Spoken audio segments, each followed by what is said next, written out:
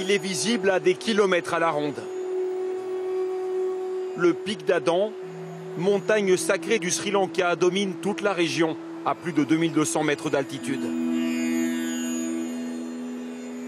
Selon la coutume, c'est pendant la nuit que les pèlerins doivent commencer son ascension. Il est 2 h du matin. Aurélie et Julie ont décidé de tenter l'aventure. Ces 2 Françaises veulent arriver au sommet avant le lever du soleil. On ne s'est pas préparé spécialement pour cette ascension. On s'est bien étiré hier soir. Ce n'est pas un sentier de randonnée comme les autres qui les attend, mais un gigantesque escalier, 5500 marches. Malgré la foule qui monte, celle qui descend et l'obscurité, les 2 étudiantes avancent à leur rythme. À mi-chemin, elles font une première pause. Moi, ce qui m'a frappé, c'est des gens qui montent en tongs. Quand nous, Européens, on vient genre suréquipés, chaussures de randonnée, le sac avec les sangles et tout. Les dernières centaines de mètres sont les plus raides. Les marches deviennent plus hautes. Enfin, après 2 h 40 de montée, elles parviennent au sommet. Un coup de cloche est sonné pour chaque ascension réalisée.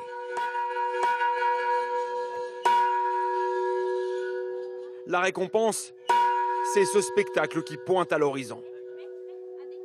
Voir tous ces gens qui attendent et voir le lever de soleil et toutes ces ombres qui prennent vie, c'est assez joli. Et du coup, je suis vraiment ravie d'avoir souffert un peu dans la montée pour voir ça. Ce panorama flamboyant attire toujours plus de touristes. Mais pour les Sri Lankais, le pic d'Adam est avant tout un site sacré. Chaque année, près de 100 000 fidèles y grimpent. Chrétiens, musulmans, bouddhistes ou hindous. C'est un site commun à toutes les religions du pays. Je viens pour la 13e fois. Il faut affronter toutes ces épreuves pour mériter de se recueillir. Selon la légende, il y aurait une empreinte de pied géante incrustée dans la roche au sommet. Elle est cachée dans ce petit temple. Nous n'avons pas le droit de la filmer. En voici une photo de mauvaise qualité. On ne voit pas grand-chose, mais c'est la seule qui existe. Selon les chrétiens et musulmans, cette empreinte viendrait du pied d'Adam, le premier homme. Pour les hindous, c'est une marque du dieu Shiva. Et pour les bouddhistes, majoritaires au Sri Lanka, il s'agirait de l'empreinte de Bouddha. Nos textes prouvent que Bouddha est venu ici et ensuite on a construit ce temple. Les fidèles des autres religions peuvent aussi venir, ce n'est pas un problème. Mais ils n'ont aucune preuve que leur histoire est vraie. L'espace n'est pas grand, pourtant tous pris côte à côte. Et la nourriture est distribuée à tout le monde.